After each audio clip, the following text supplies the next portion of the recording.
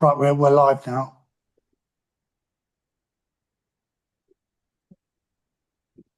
You ready for us to start, Charles? Yes, we're live. Good evening.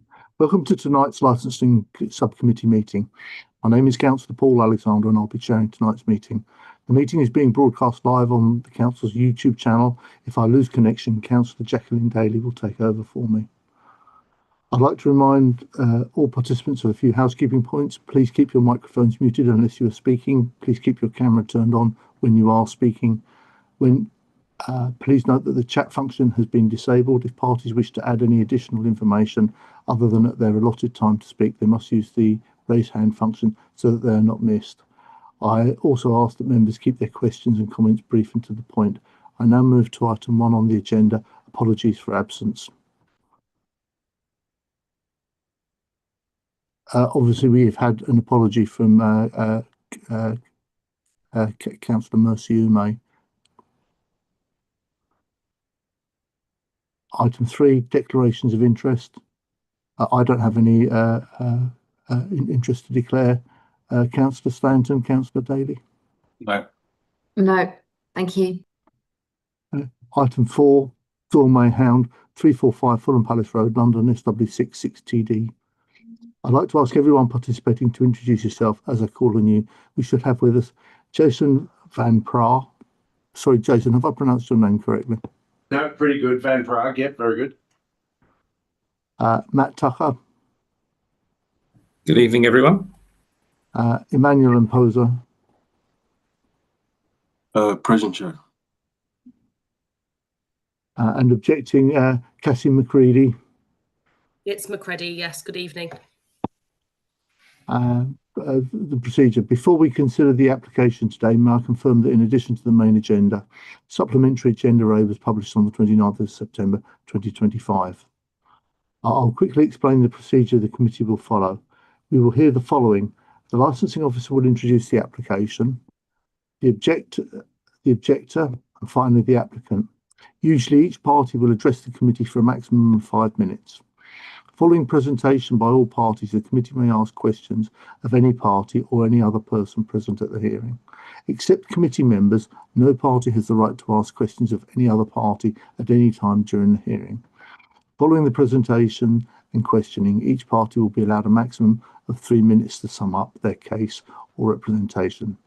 The committee will then retire for deliberations. Upon its return, I will announce the committee's decision. Presenting officer, can I ask the licensing officer, Matt Tucker, to introduce the application? Chair, sorry, I think we missed out the initial part of nominating a chair for the evening.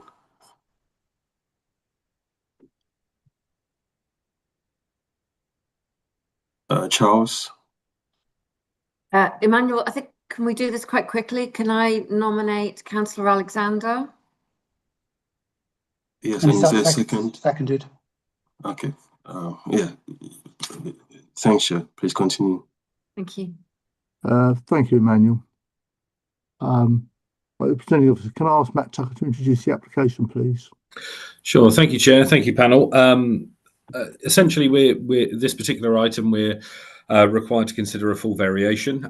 Currently, the premises benefits from a premises license that's confined within the boundaries of the building in which it's located and only has provision for sales of alcohol off the premises. The variation has 3 distinct elements to it. One is an increase in the overall licensable area. So not just sales of alcohol, not just sales from inside the building, but also outside. There is an expansion of the existing, proposed expansion of the existing off-sale sale for alcohol for consumption off the premises hours. And there's also the addition of sale of alcohol on the premises. So there is a proposition to go from a situation where alcohol is purchased from the premises and taken off-site to being consumed on-site as well. So members will be aware from Appendix 1 what their current premises license and plan is. Appendix 2 contains the proposed variation plan. So hopefully that should be relatively straightforward. And members will note there are some additional police conditions that the applicant has agreed with the police. There was we did have three representations rather. Two were from local residents who objected to the application, and we also received an initial representation from the council's noise team, which has since been conciliated. So the addition, there are some additional. There is some additional correspondence in the form of Appendix 7 and 8, which show some of the changes in the timings that the applicant has proposed. And we also have a supplementary agenda item, Chair, which highlights some additional comments made by one of the objectors. We do have Kazi McCready has gone to speak on behalf of one of those, on behalf of that objector, because they're not able to attend this evening. So I think that just about sums it up, Chair. So if you or members have any further questions, I'll happily answer them for you. Thank you.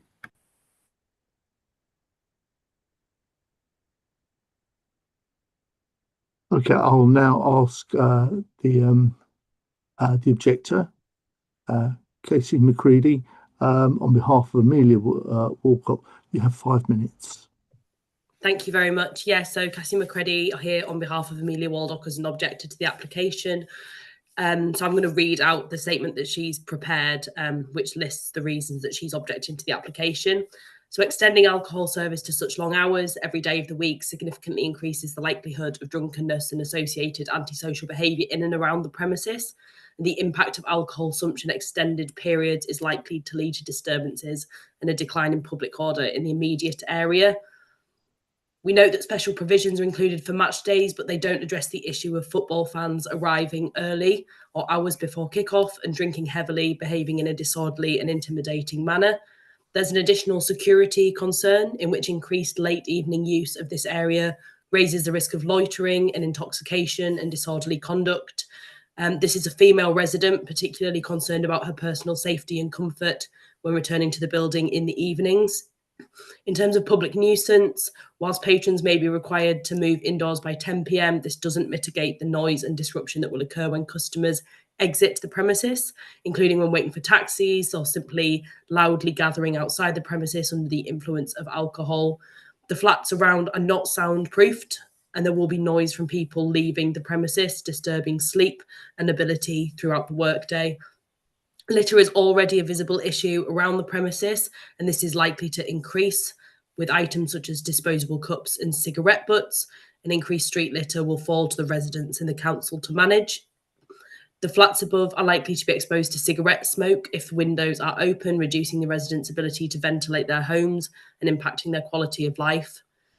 Licensing guidance is clear that residential areas should not be treated the same as town centres. Weekday late night licences are not appropriate in primary residential neighbourhoods. The Munster ward where this property is located is officially categorised as almost entirely residential in character by Hammersmith and Fulham Council. On this basis, there's no justification for alcohol to be served on the premises from Monday to Thursday until 11 p.m. Hammersmith and Fulham's statement of licensing policy flags proximity to residential buildings throughout the guidance of being of concern. And finally, the protection of children from harm. There is a secondary school, Fulham Cross Academy, located approximately 300 yards from the premises.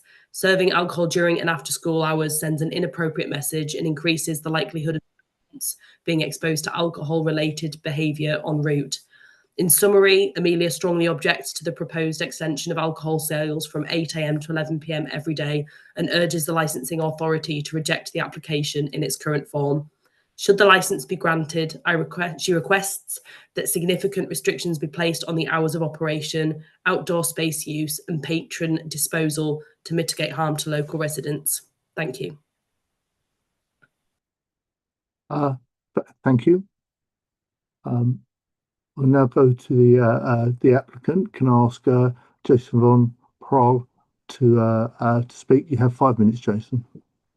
Thank you very much, Chair. As I say, my name is Jason Van Praag. I'm one of the founding partners of Palace Deli LLP, which is the licensee, trading under the name Gourmet Hound. and I'm also the designated premises supervisor for the business. So thanks for this opportunity, as I say, to present today. A quick small history, just to put a bit of context, because there's a lot of material already in the pack, which I think is hopefully helpful for the councillors to understand the context of this variation request. Gormley Hound is a family business. It's run and owned by local residents. It's established in 2022, so just under 4 years ago. Its mission has been, and I think we've been somewhat successful in positively impacting the local community by adding something interesting and different as a retail business. Over this last 3.5 years, you know, when it was a new concept business, and we've had to change a few things to be able to make the business viable and also to deal with demand, basically, from local residents wanting different features for the business. We started as a takeaway coffee shop, as an off license, which we've had that license right from the start, and as a specialty grocer to complement Tesco, which is a few doors up, so it's a different offering. But over time, that's changed in response to requirements in terms of entertainment leisure for the local community.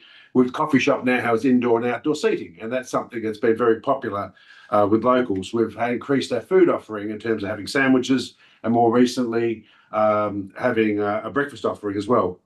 This on-license application and also extension of the hours, as Matt mentioned for the off-license, is sort of a continuation of this to try to come up with an offering which is to meet what the requirements of what local customers are looking for. What we're really talking about here, the on-license particularly part is an ancillary activity, as we've laid out in the application amendment, to what we do now, which is as a deli, coffee shop, off-license and so on, selling specialty products. It's to allow local customers particularly come in to enjoy a glass of wine, for example, on the premises, where before we weren't obviously offering that. We've also sought as a business to create value locally as an employer. All the staff we employ, with the exception of one, walk to work within a few minutes. So that's been good. And we continue to invest in skills and training for all those staff. So again, hopefully adding something valuable to the economy and the community. It's been a grind starting a new business. I probably don't need to tell you that. You hear a lot of these applications. A new concept from scratch, post-COVID environment, consumer price inflation, all these things. So like I said before, we've had to adjust our business model a bit to be able to make an opportunity for the local residents in Munster Ward and in Fulham Palace Ward to be able to provide an offering which they're interested in, and obviously allow the business to thrive and indeed survive. I would make a point here that we've had off license on the premises since we're at the beginning, but 3.5 years ago.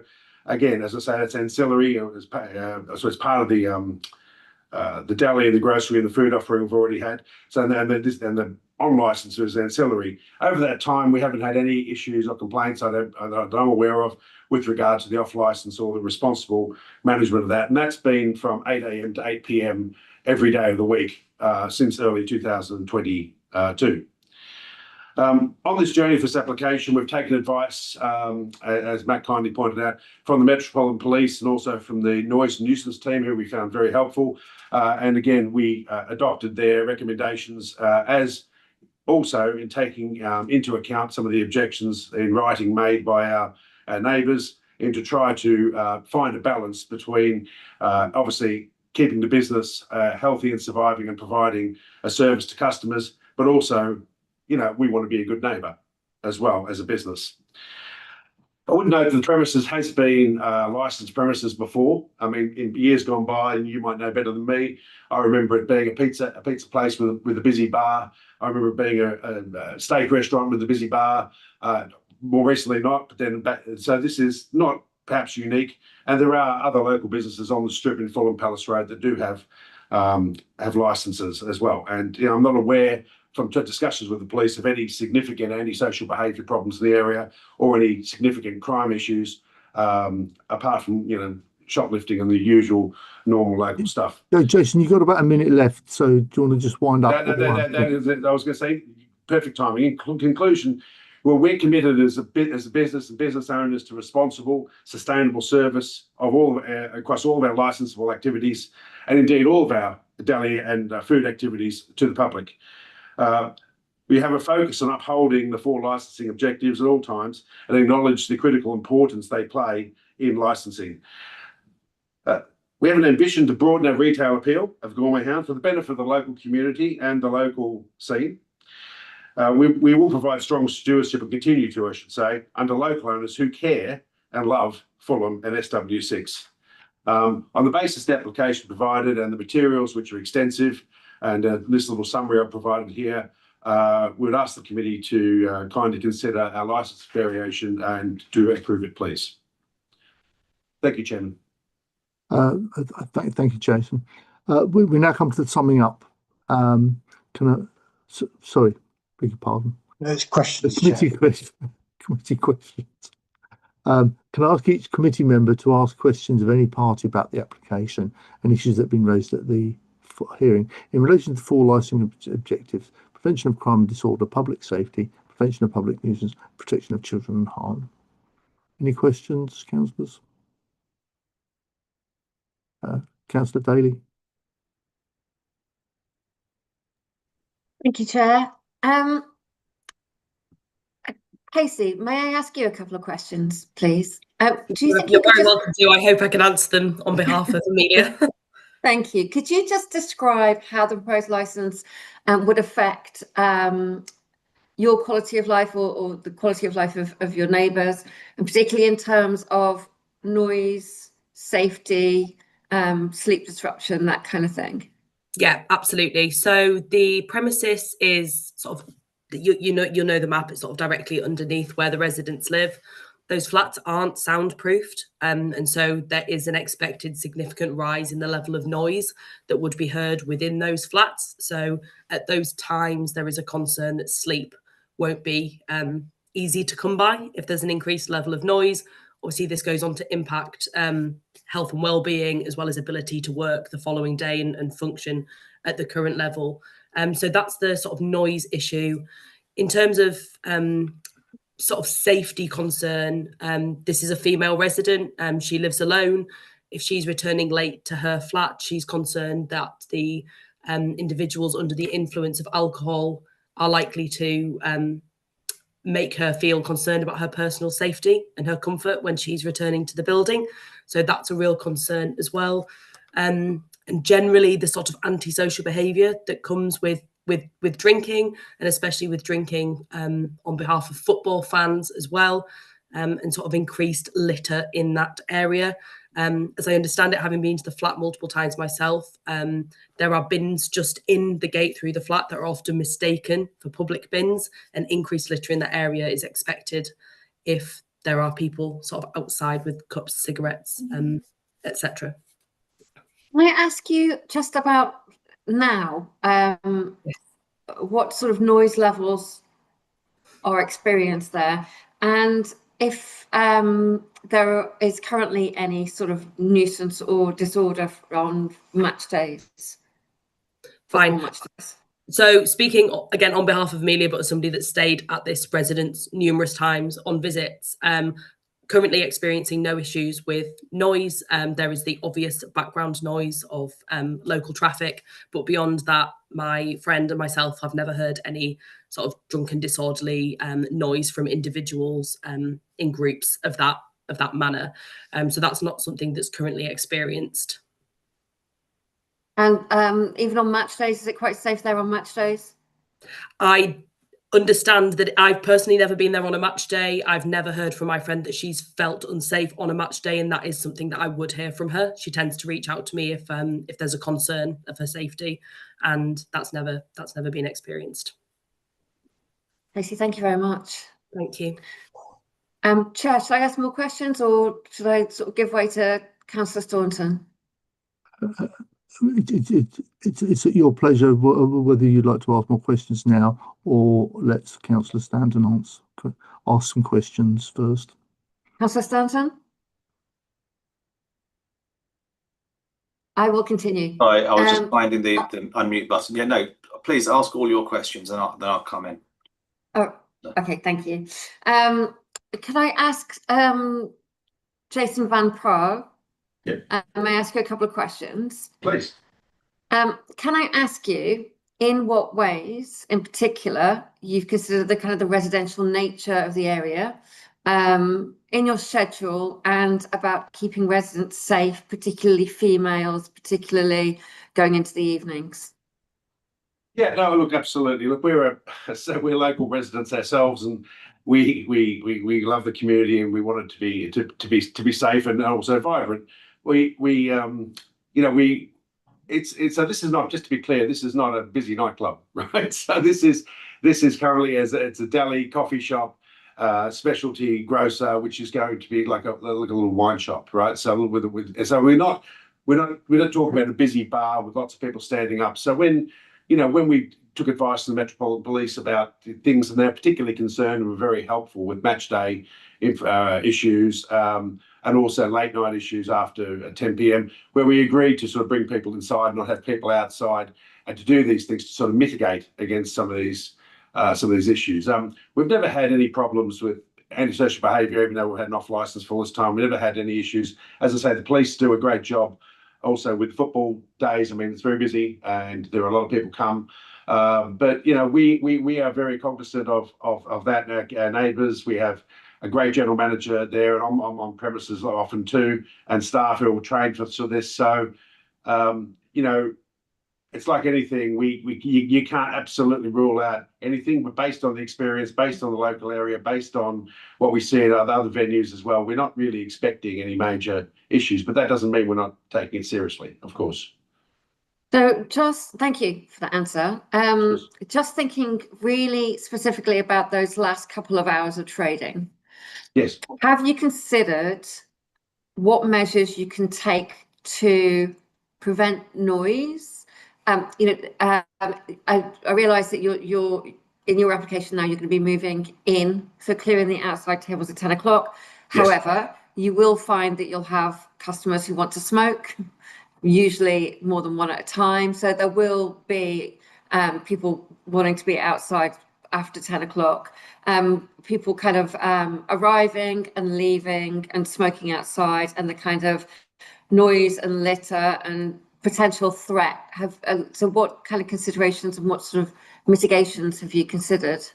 Well, as I said earlier on, we're already open 8 till 8. So we already have people sitting on the terrace quite often at 6, 7, 8 o'clock at night already. And so, this is not unique, although we're extending it a couple of hours and we're having on service, which is perfectly understood. So we're committed to making sure that the shops, obviously, in terms of litter, in terms of is attractive and kept in good shape. And obviously, the kind of patron we're seeking to attract isn't, don't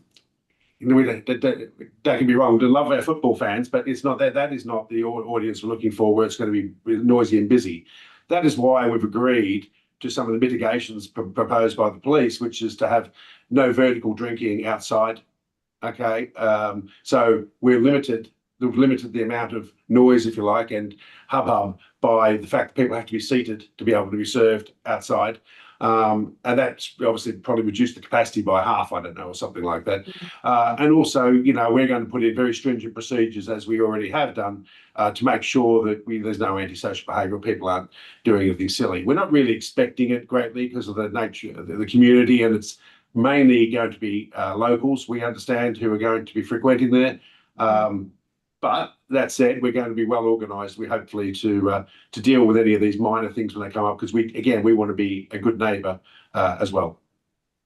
A lot of locals are also football fans. Yes, a lot of them, yeah. But when I say football fans, I guess I mean I know Cassie spoke for the Objective before, but she's right. It is fine and it's safe there. But on match days, you do have buses and buses and buses of people coming from all over the country, and they're all along Fulham Palace Road, and it's very organised and it's well done. But it is busy, right? And so that is not our target audience. What we have agreed with the police to do is, and there's a note in the amendment to the variation application which says we will risk assess or risk manage situations on match days. So I guess what that means to us, and we explained to the police, is that if we have local customers who are happily having a glass of wine with their sandwich and it happens to be a match day, we don't really want to kick them out and say, sorry, you have to leave your local local shop here.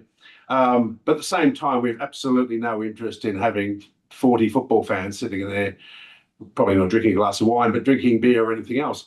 So when we say risk assessment, if we have that, we will voluntarily say we're not serving, but we don't want to at the same time turn away our local customers who are our bread and butter. We are not going after the football crowd, and so if it becomes a thing or it gets out, this is a great place to have a beer before the game, we won't be serving.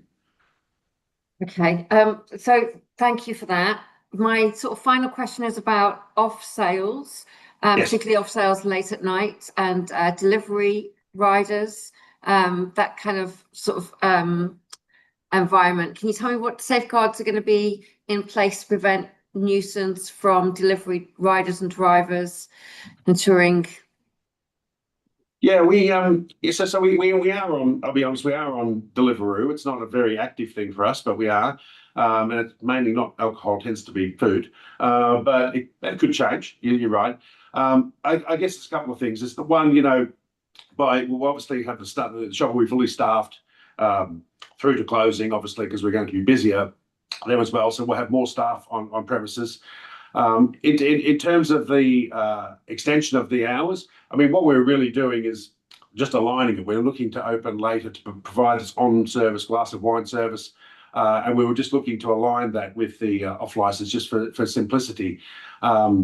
We don't actually know what business we may be missing from 8 or 9 or 10 o'clock because we don't open past 8, but I don't think it's going to be particularly significant. It'll be our expectation is we'll have customers come in and they'll take a bottle of wine with them if they leave, or they've come for a drink or some cheese or something like that.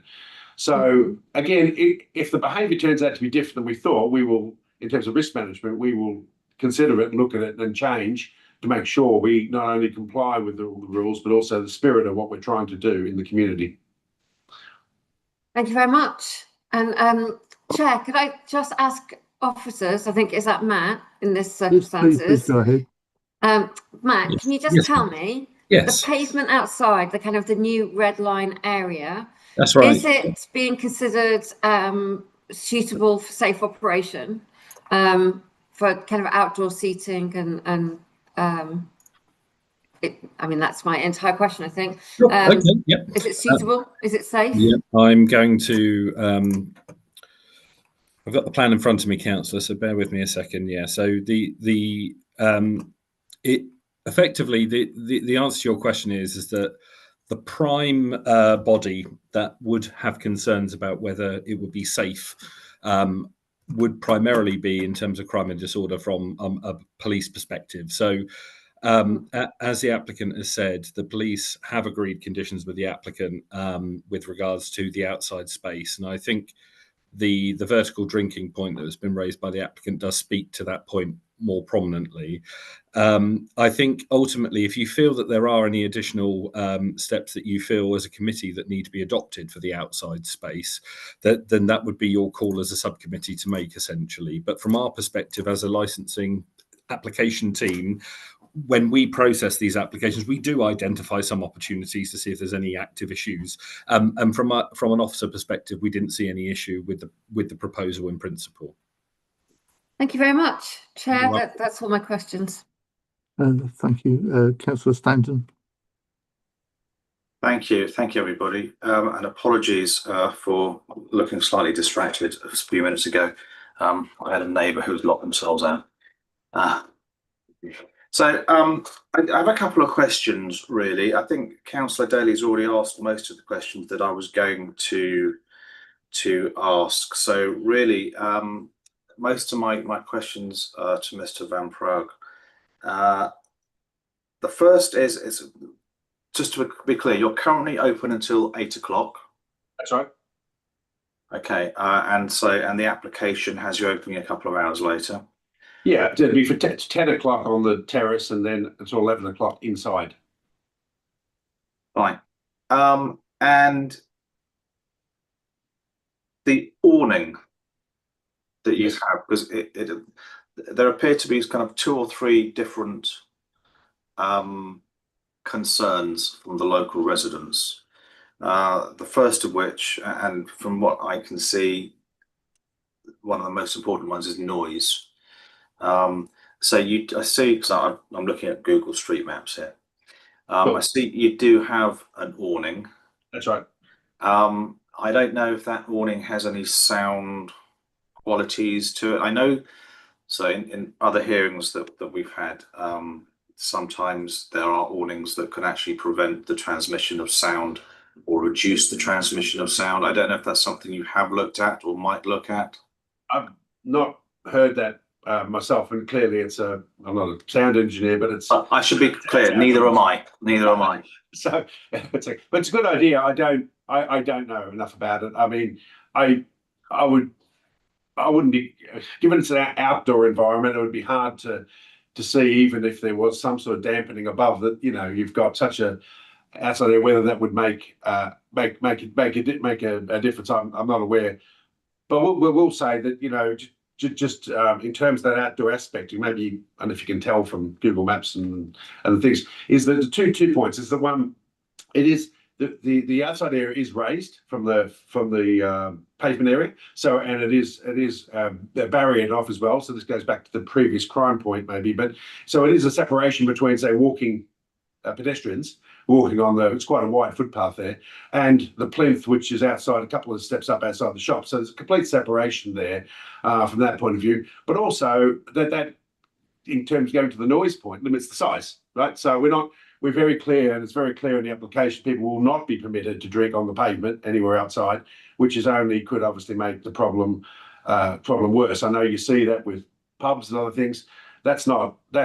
It's not only not what we've proposed, it's not the look we're going for either, right? It's basically people will be sitting outside. How many people can sit outside on that terrace? I haven't done an exact count, but it might be 20, right? So it's not 200. It's a small number, and it's probably that plus a few inside. So it's not a huge shop. And as I say, we already have people sitting on the terrace up till 7, 8 o'clock at night now. There may be a couple of hours longer, but that's why we didn't go for later hours, which hopefully addresses hopefully what you're asking there, Councillor. Yeah, no, it does. It does. Thank you. I mean, I should say it's actually in my ward, so I do know the area very well. I confess I've not been in.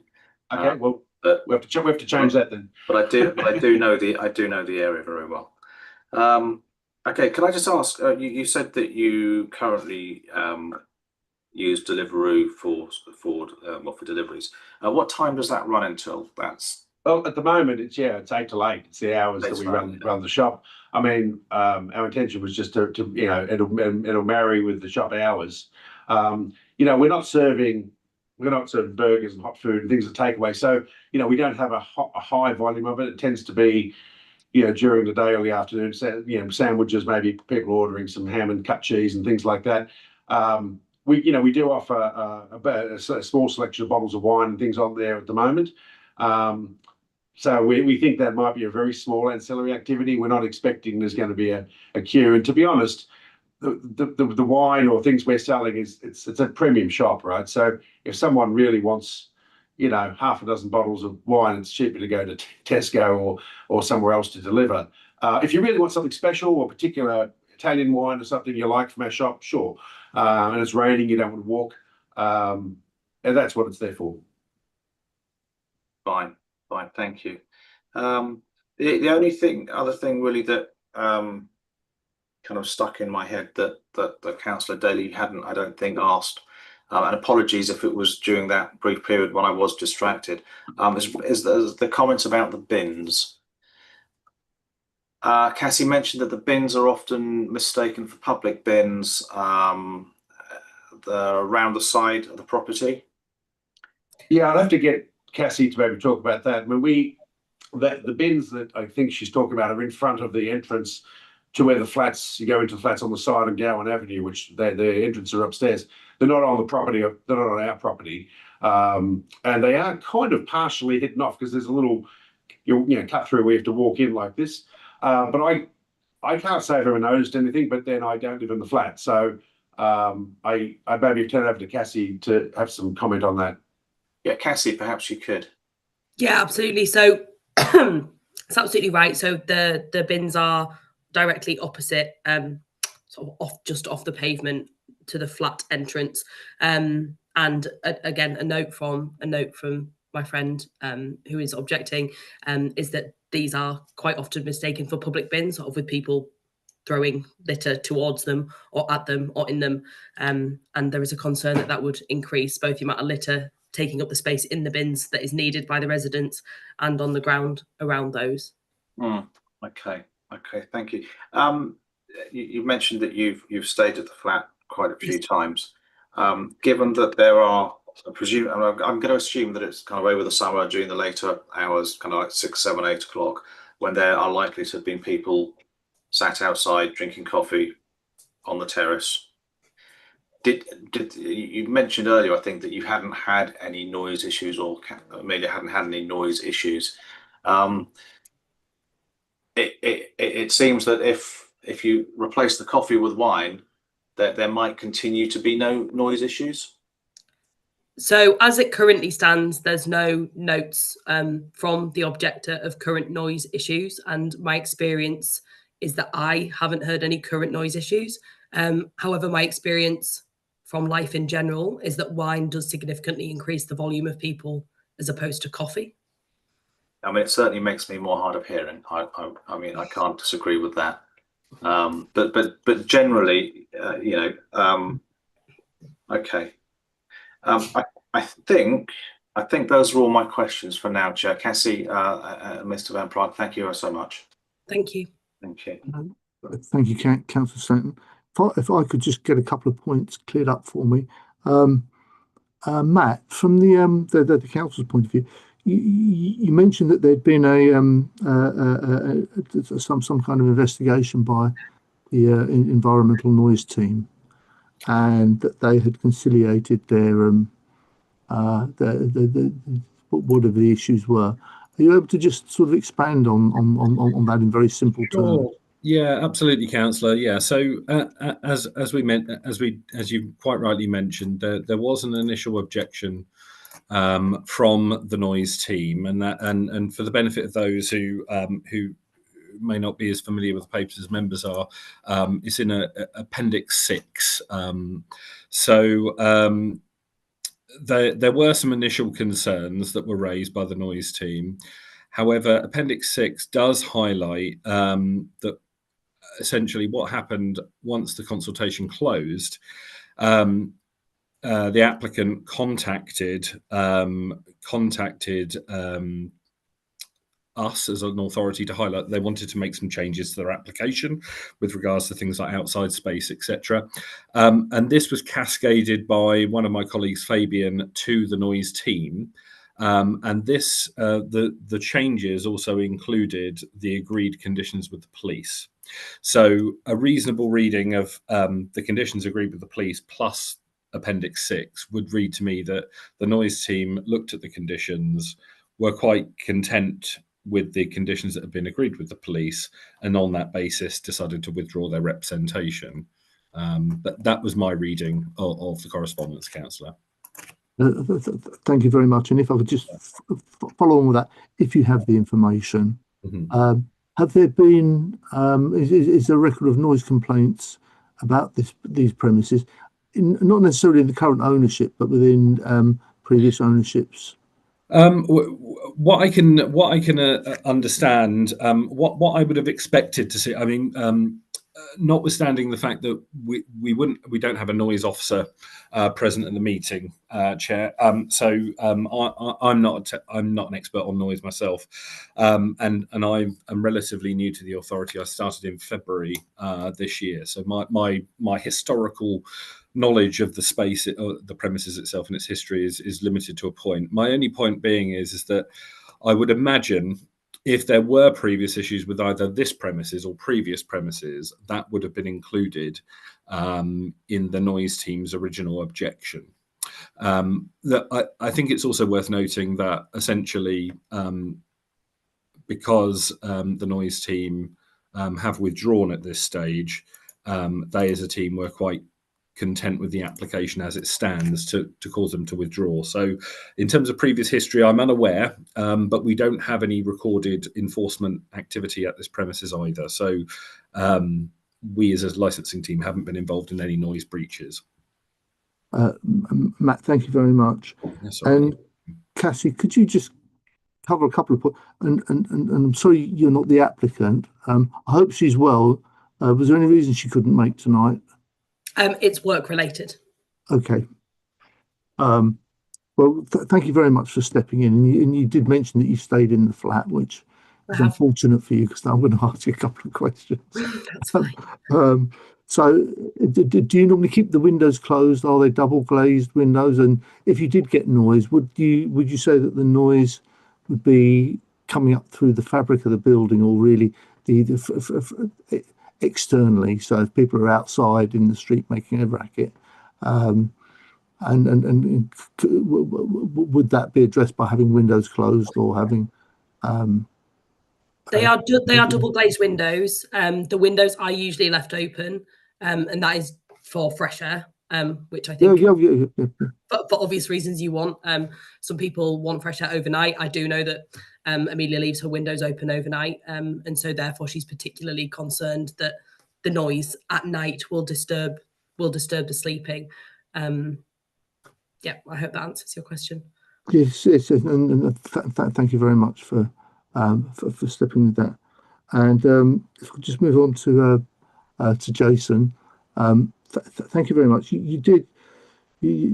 You got my interest when you said this is it's a new concept and a new experience, and I'm just going to roll a couple of questions into one. Otherwise, it'll take too long. So I'm interested to know about that. You're currently open till 8, and obviously Fulham play the majority of their games with kickoffs between 12 midday and 3 o'clock in the afternoon, and a small number in the evening. So I'm not aware that that's really on the Fulham football fan route to and from the ground. But if it is, do you currently have guys coming there? And secondly, is you're using these third-party delivery firm. So where do these guys hang out when they come to pick up orders? Do they come into the premises and so they can't make a nuisance of themselves, or do they have to wait outside? Yeah, thank you, Chair. Absolutely. So I'll take them in the order. So when I say new concept, so I guess if you and I were starting a business, we were saying we wanted to have something in retail. You typically try to find somewhere, a location which is as close as possible to a tube station or something for more foot traffic. It just so happened that with the local residents here that we opened this shop in this place because there was an opportunity. Used to be, before it was restaurants, then more recently it was a Foxtons. So I can't speak to the noise that might have come from Foxtons in the past, but it was an opportunity. It was an empty premises, and again, it's a strip there that has some retail, but not as much retail perhaps as other parts of the borough. And so that was looking to add something. We had an idea concept that we wanted to add something to the community, employ local people, provide something that's a nice place with good specialty food products, wine, this kind of thing, which has been done before, of course. But what we did have sought to do is, where we can, is highlight and stock British products as much as we possibly can. This is not just a wrap yourself in the flag kind of thing. It's that are quite often a lot of the most brilliant products, whether it be ham and cheese, charcuterie, increasingly wine and other things, are local. And so you have an Italian deli, you have a Spanish deli, but I wouldn't say it's a British deli, but we have probably 70% British products where they're the best where we think they're the best in the world. And Sorry to interrupt you mid-flow. I mean, you've sold me on the menu, but it was more the as a new concept rather than the menu thing, because that's what I think is making local residents pensive about what's going to happen if you go later on in the evening. Well, that's what we mean by the term concept. It's basically that, not we're going to all of a sudden become a a busy stand-up bar or a nightclub, because that's not in the application. So that's what to rest assured, that's what we mean by a new concept. In terms of delivery drivers, again, it's not a very busy activity. It's only a few things a week at the moment. But delivery drivers, if they have to wait outside, they don't wait inside the shop, but they have to wait on the premises, which is on the outdoor area, which is, as I said before, a couple of steps up from the street. So they're not standing on the street where pedestrians are. They're not in the shop, and they wait outside for their package, and they go. With that system has worked pretty well. Again, it's only been lightly used. If we find there's any issues with that, we'll of course open to change that procedure. But I think that has been that's where we settled, and that seems to be working reasonably well. We haven't had any complaints or issues so far on that. On the football fan thing, yeah, look, it is busy on football day, and you say it's not on the football fan route, but it is, because people just stream from everywhere. Look, we do have people, not that many, but people coming into the shop. It's very busy for sandwiches on that day. But if people are buying alcohol, I'll be honest with you, they tend to be in Tesco or Costco or one of the cheaper places along the strip where they can buy stuff. Again, we're happy to service all customers, but that is not our target audience. And as I said before, if it becomes an issue, we'll apply risk management to that. And if we have to voluntarily reduce service to be a good neighbour, we're happy to do so. But again, it's hard for us to evaluate this without having the licence and seeing how it operates. But we're very committed to be responsible in how we operate the licence. Jason, thank you very much for your assistance with that. Thank you, Chair. Councillor Stanton, Councillor Daly, do you have any more questions? Councillor Stanton. I do have one, and it's both to Mr. Van Praag, also I say possibly to Cassie, just you might not know the answer, which is both the deli and the flat are literally neighbours, and I was just wondering if that neighbourliness had actually flowered into any type of communication, direct communication between Amelia and the flat, and if so, what kind of was the nature of the discussions, or not? Yeah, sure, I can go first. I mean, I don't recognise, so without seeing a face, I don't recognise the name Amelia, although it's quite possible if I saw her face, I might recognise her, as she may have come into the shop. But we haven't had any communication. So if there had been a complaint or an issue or something, we would have, I want to know, but we haven't had anything like that from her. And I'm sure that with the other neighbours would recognise them. And so that, the door's open 8 to 8 now, and obviously we're very responsive to our neighbours. So well, if I just stop you there for 1 second. Sure. And just hold that thought for 1 second. Cassie, just kind of yes or no, do you know, has there been any communication? To my knowledge, there's been no direct communication. Right. Okay, fine, thank you. So in which case, going back to Mr. Van Praag, really my question would be why you've not possibly reached out to your neighbours. in the context of this application? I mean, yeah. Well, we've certainly, had a couple of pamphlet drops and promotions and things over the years, which would have included those neighbours. But we engage with most of our neighbours who basically come in and visit the shop. I mean, I understand we've had these objections. I understand that people above and they're rightly worried that things might change. But we haven't had any other objections from anyone else locally, and there's a lot of other people who live very, very close to there as well. The shop is not. We would absolutely love to engage with people. We have no problem. We don't always know who's right next to us. So, but we would happily engage. And likewise, I'd also say that beyond what the decision here today, if there is an issue, we'd very much encourage our neighbours to come and talk to us in the first instance if there's an issue. We haven't really had any, but I'd want to deal with it if it arises. Okay, thank you. Thank you very much, everybody. That's it from me. Thank you. Councillor Daly? Nothing further from me. Thank you, Chair.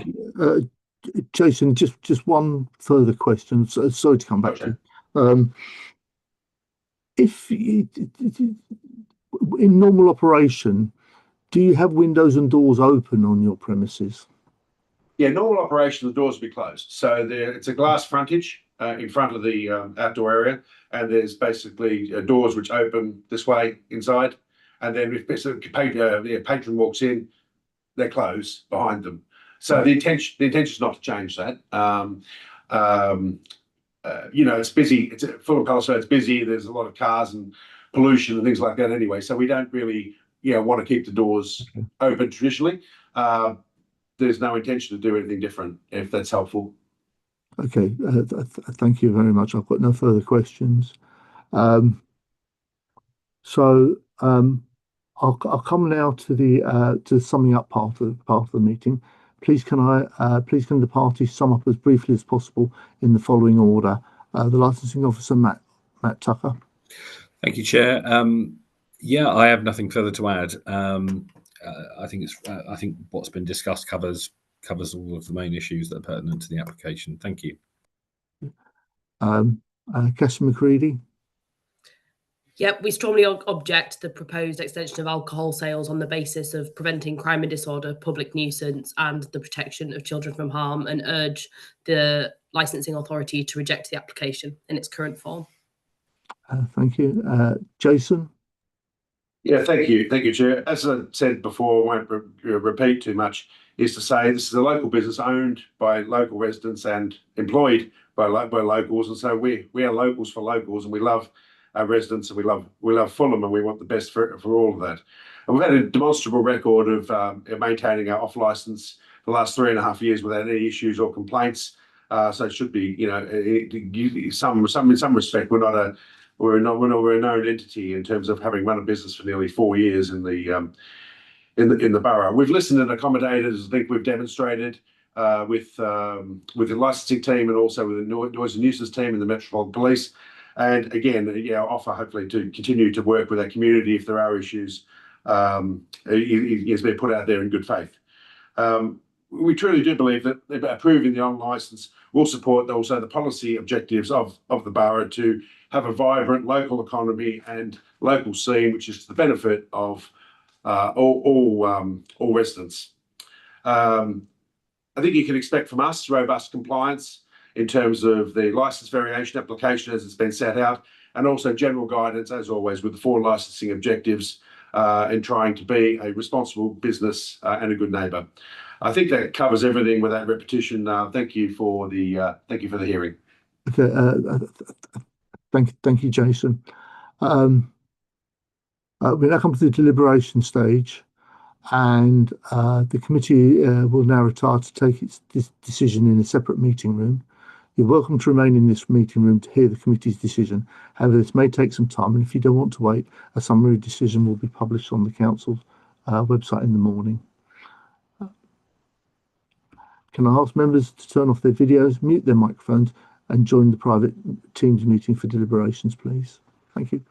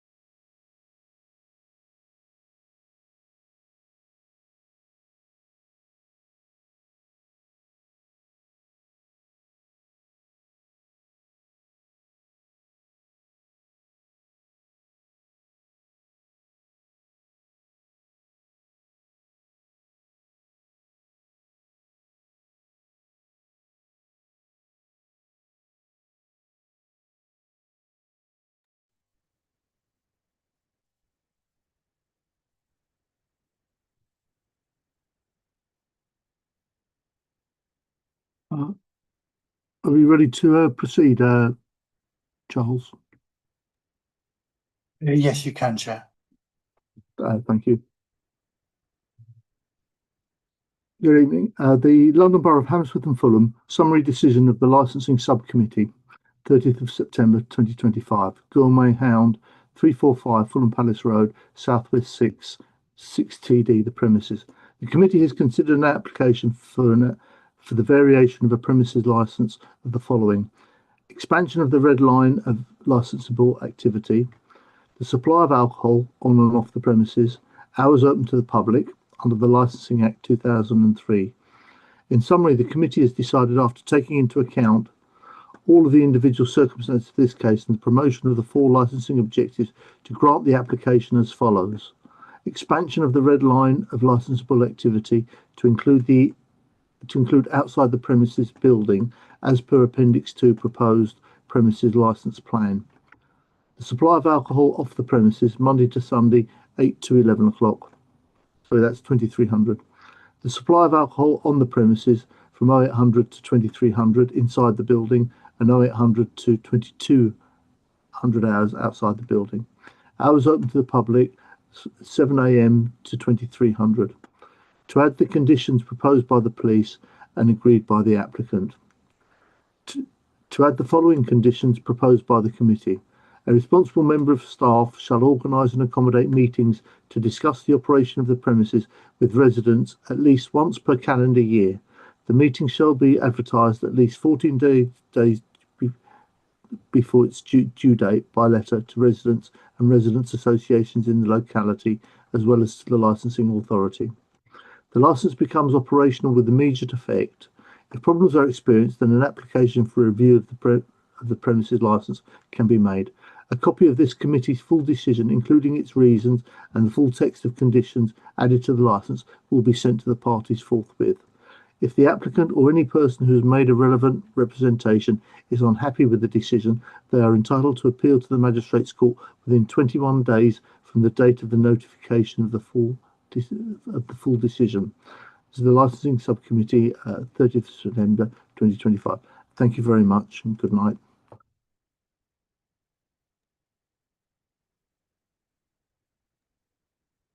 Chair, before we start the next meeting, you have to be nominated again.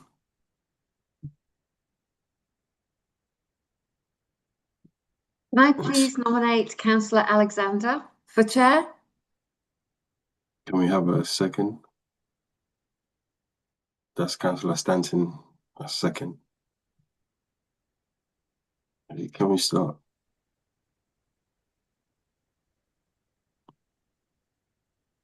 Chair, over to you.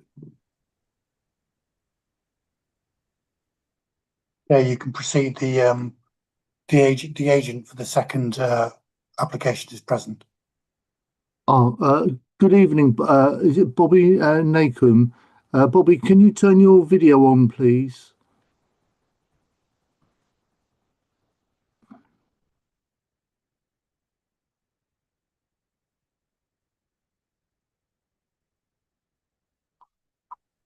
Hello, can Hello? you hear me?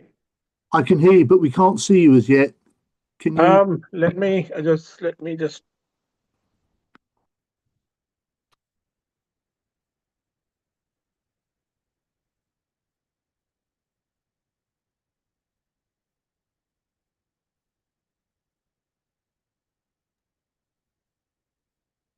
Can you see me now?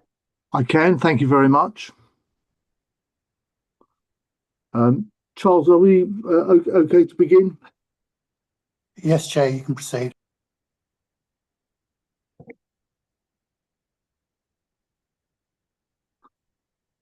Welcome to tonight's licensing subcommittee meeting. My name is Councillor Paul Alexander and I will be chairing tonight's meeting. The meeting is being broadcast live on the Council's YouTube channel.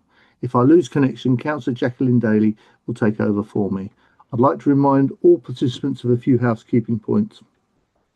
Please keep your microphones muted unless you are speaking. Please keep your camera turned on when you speak at the hearing. Please note that the chat function has been disabled. If parties wish to add any additional information other than at their allotted time to speak, they must use the raise hand function so that they are not missed. I also ask that members keep their questions and comments brief and to the point. I now move to item 1 on the agenda. Apologies for absence. We had an apology for Councillor Mercy Ume, who's the chair of the licensing committee. Item 2, declarations of interest. Councillor Stanton, Councillor Daly, do you have any interest? I do not. Item 3, 512 Fulham Road, Southwest 6, 5NJ. I'd like to ask everyone participating to introduce yourself as I call on you. We should have with us Bobby Nacombe, Cativa Legal, Matt Tucker, Interim Licensing Policy and Administration Team Leader, Emmanuel Ponto, the Council's Legal Officer. Yeah, President Chair. Objecting, we don't have any objectors in attendance. Is that right? Procedure. Before we consider the application today, may I confirm that in addition to the main agenda, supplementary agenda A was published on the 30th of September. I will quickly explain the procedure the committee will follow. We will hear from the following. The licensing officer will introduce the application, the objector, finally the applicant. Usually each party will address the committee for a maximum of 5 minutes. Following the presentation by all parties, the committee may ask questions of any party or other person present at the hearing.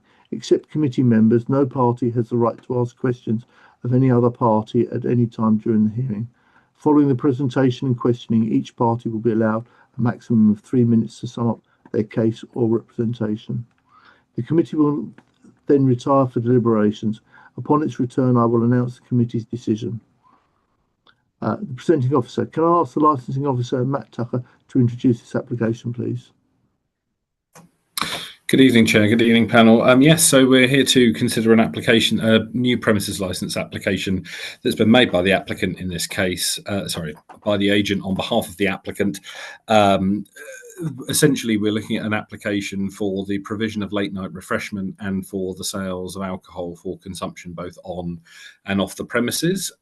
Members will note from the papers that the application itself went into consultation, and following communications with the police, the applicant has made some subsequent revisions to their proposed hours, and those are contained in section 1.1 of the report. Essentially, the application itself had attracted 2 residential objections.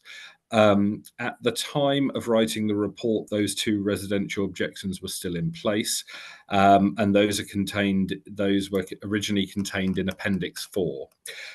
Since the publication of the papers, Chair and committee members, I can confirm that in Appendix 4, the first representation that is contained between pages 1 to 5 of Appendix 4 has subsequently been withdrawn following the further communication that was sent by the applicant to both objectors, highlighting the changes that have been agreed with the police.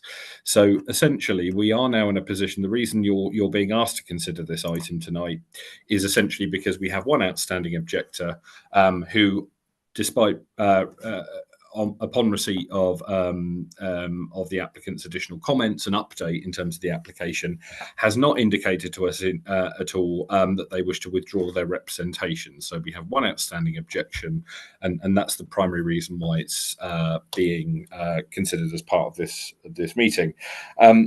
Just to confirm, Chair, as Charles no doubt indicated, we don't proposed objectors wishing to speak. That objector who hasn't responded to us has not indicated they wish to speak either. So at that point, that is the only update that I have to provide you really this evening since the papers were published. Thank you, Chair. Thank you, Matt. Because it's on the agenda, I'll call any objectors, but obviously we don't have any objectors here. So I'll now move to the applicant. Can I ask Bobby Nacombe to speak? Bobby, you have 5 minutes, please. Thank you, Chair, members. I represent my client, who is applicant for 512 Fulham Road. as Mr. Tucker explained, when the application was first submitted, responsible authorities quite properly raised concerns. The police highlighted risk around crime and disorder, particularly linked to Chelsea football matches, vertical drinking of cell, etc. Environmental health also raised some issues. My client and I, we responded constructively.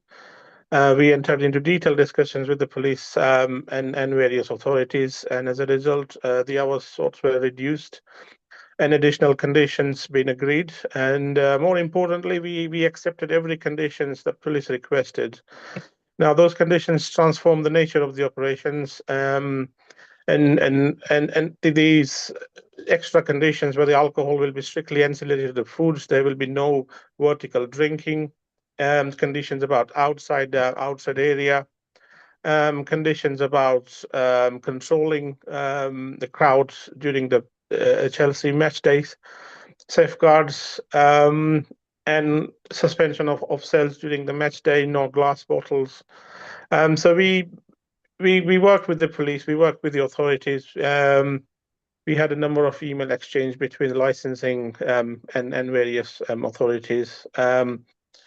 I wrote to Mr. Tucker on 19th September to explain sort of our business model, reduced hours, and inviting the residents to withdraw the objections. The application is for a restaurant-led, food-led premises subject to strong and enforceable set of conditions. We have no outstanding responsible authority concerns. The only remaining objections are from a residents whose concern with respect are already addressed in the substance by the conditions and the revised timing. I believe that the licensing objectives are fully promoted with the revised timings and added conditions, and the conditions in the operating schedule actually are in line with the council's licensing policy, and we have even highlighted those policy in policy points in our operating schedule. That's it from me, Chair.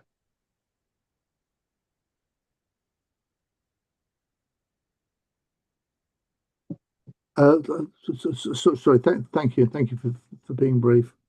We now come to committee questions. Can I ask each committee member to ask questions of any party about the application and issues that have been raised at the hearing in relation to the full licensing objectives, being the prevention of crime and disorder, public safety, prevention of public nuisance, protection of children from harm? Councillors Daly, Councillor Stanton.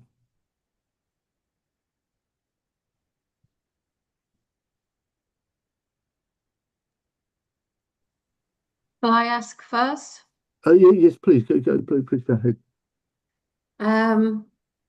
Thank you. Bobby, agent, can I ask you, what measures have the managers put in place to prevent public nuisance from delivery riders, late night refreshment, alcohol sales? And just the same question, but for match day risks when Chelsea are playing, please. So for the match day, we agreed conditions regarding match day from the police. So we agreed conditions regarding off sale suspended pre-kick-off, and no glass bottles outside, no promotions, and staff will be constantly monitoring.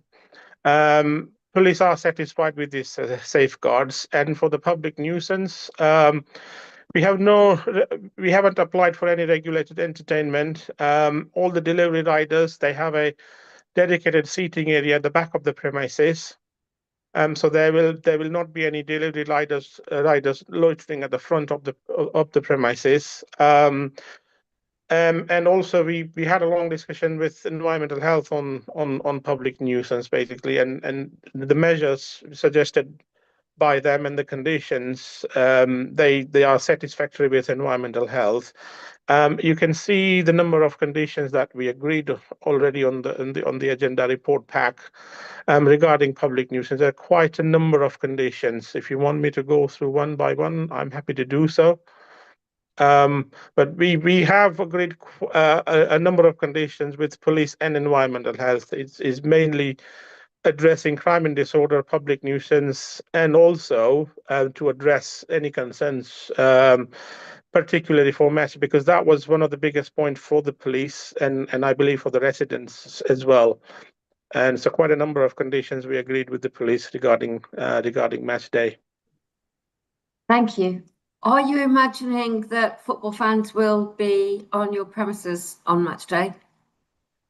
Yes, there will be some football fans on the premises, but once they know that the alcohol will only be ancillary to the food, there is no vertical drinking, so they can't sort of a stand and drink. It's only for it's only by sort of a tape. It's only table service. So any football fans at the premises will be seated.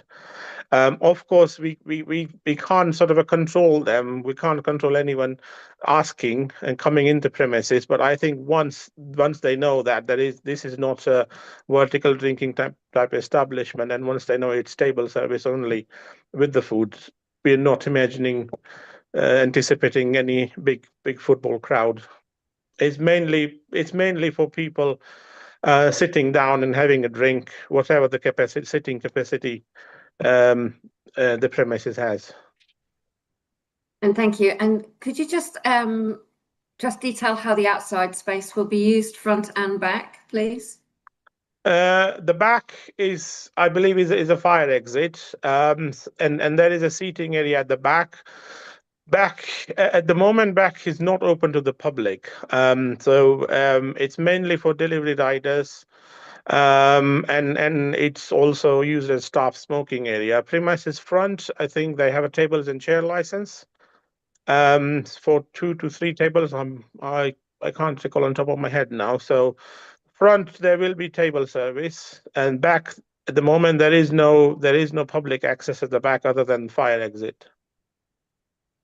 And there will be a seating area for delivery riders, I believe. Thank you. Matt, can I ask you a quick question, please? The area at the front, is that included in the license? We're looking at an outside license as well here. So with respect to the premises license plan, councillor, we're looking at page page 12 of Appendix 1. The application is respect to the fabric of the building rather than the outside space. So the basement, so we have on page 12 of Appendix 1 shows a plan of the ground floor to the right of the diagram with a red line around it. With regards to the basement, you've got the basement floor, but that doesn't really relate to any licensable activities. That's just prep area. With regards Sorry, Matt, could I just ask you to refer to the page numbers in the public pack? Sure, yes, yeah, absolutely. Sorry, councillor. Let me just go through the pages there. So we're looking at Appendix 1, which relates to the original application. I can find the page number. If someone could, Charles, would you be able to advise me? I believe it's page 89, I believe. Okay, page 89. 89.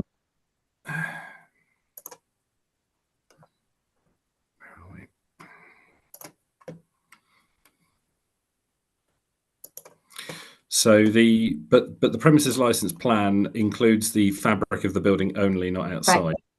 Right, okay. So the license won't include the outside area, and I refer to it specifically because that's in the objection from the representative of the Residents Association. So I think it's definitely worth talking about it and being clear about it. Thank you very much. Okay. Chair, that's me. Thank you, Councillor Stanton. Chair, I don't actually have any questions. I may, if you have any, and I hear anything that I might want to pick up on, but for the moment, I don't have any questions. Thank you. I just have a brief question. Sorry, it's almost a repetition of what Councillor Daly asked. Our understanding is that the pavement outside is adopted by the council and maintained by the council and is a public area, and therefore we're not being asked to grant a licence for drinking on the pavement outside your premises. So, if I may, Chair, just to Councillor point, because in answering Councillor Daly, there's an additional point which I should have raised at that point, so apologies. The actual premises themselves does have provision for off sales. So, yeah, that's not the off sales are not a problem. It's just whether people can be seated and drinking outside on the pavement. So with regards to the off sales, the premises would be if the premises has a tables and chairs license, you would be able to drink outside the premises because you can use the off sales provision to be outside, but that is predicated on having a tables and chairs license. So you could have patrons outside, but they would be using the off sales provision rather than the on sales. If you had a red line that went onto the pavement area, that would be the on sales red line that goes over into the pavement. Yeah, because these plans can be a bit ambiguous because the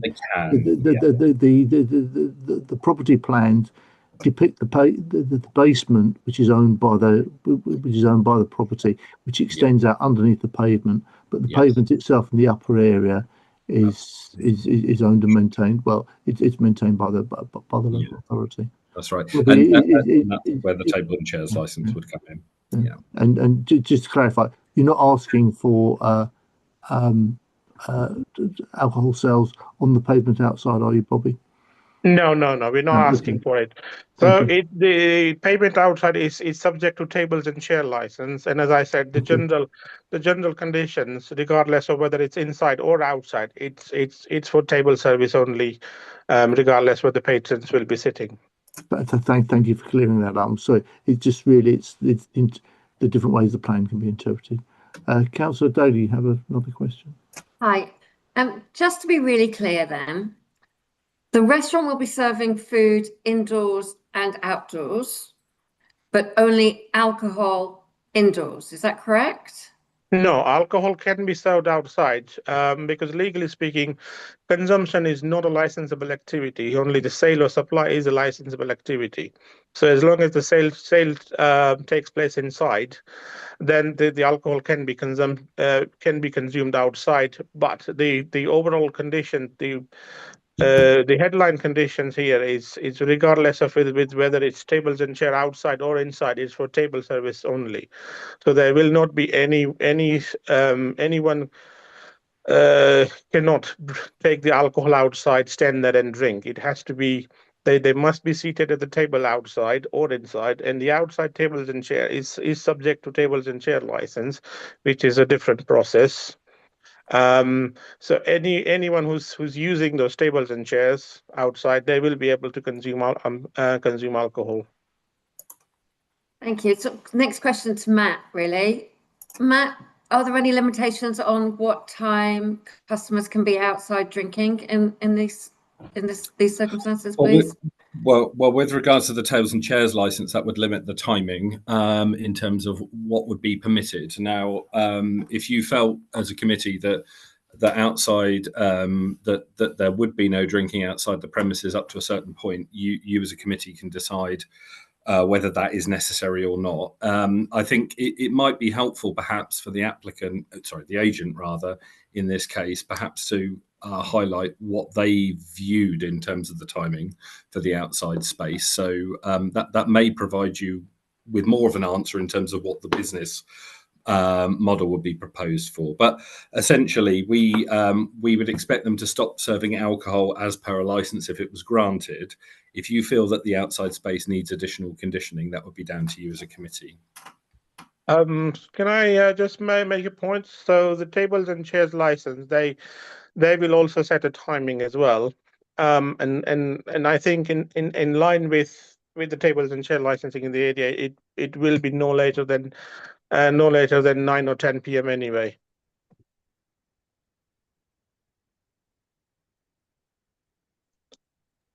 Sorry, so the table and chairs license doesn't permit you to use the outside space after 9 or 10 p.m.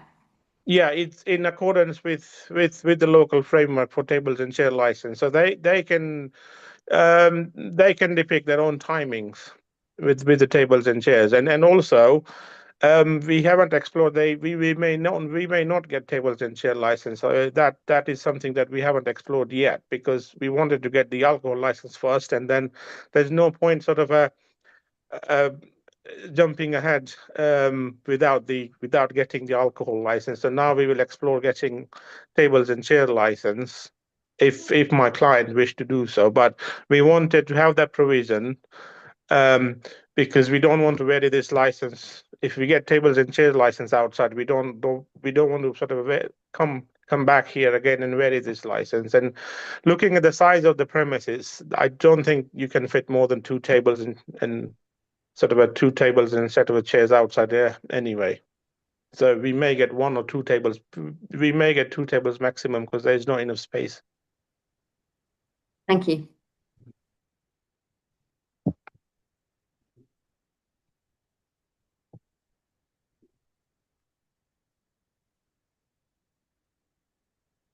I don't have any more questions, councillors. Okay, then if we've finished with the committee questions, we're now moving on to the summing up. Can I ask Matt Tucker, the licensing officer, to sum up, please? Sure, thank you, Chair. Yeah, I have nothing further to add. Thank you. Objectors, we don't have any in attendance. The applicant, Bobby, would you like to sum up in 3 minutes? Yeah, very briefly, Chair. So you've seen how this application has been evolved. It began with concern from police, environmental health, residents. Obviously, my client, you can see, proactively engaged, did not ignore any of those concerns. And the applications is modified in terms of conditions and timings. And these timings and conditions are within the council's mixed-use policy matrix on hours. The premises is a food-led premises, and alcohol is ancillary to the foods. There's not going to be any vertical drinking. You can see our proposed conditions in operating schedule and the conditions we agreed. They are robust conditions, and they are practical and enforceable. We have accepted conditions about Chelsea match days. And we managed to negotiate with responsible authorities by engaging them with them from the beginning.